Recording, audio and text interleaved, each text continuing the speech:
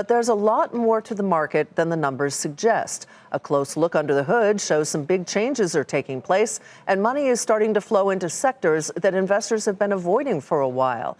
Bob Pisani is at the New York Stock Exchange. There's been a lot of talk about a great rotation taking place, but what exactly are we rotating out of and into?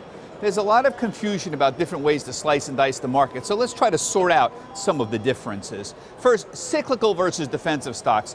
Since bond yields bottomed last week, economically sensitive groups like banks, transportation stocks, energy, retail, they've all outperformed. These are called cyclicals because they tend to do better when the economy, particularly global economy, is improving. They've lagged for most of the year on concerns that global growth is slowing. At the same time, defensive stocks, which have been strong most of the year, have begun underperforming. That means consumer staples, real estate, and utilities, they're all down 1 to 2% over the past week.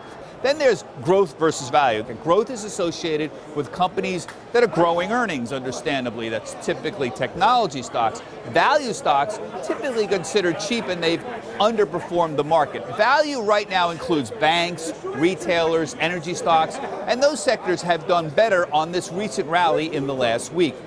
There's another phrase, momentum stocks. They're stocks that have seen strong price increases. These stocks are usually strong when the market's going up, but they'll typically drop more when there's a sudden sell-off. This is what's happened in the last few days.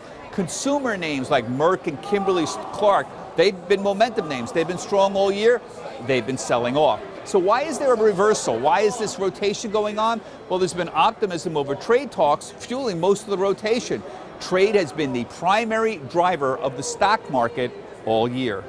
For Nightly Business Report, I'm Bob Pisani at the New York Stock Exchange.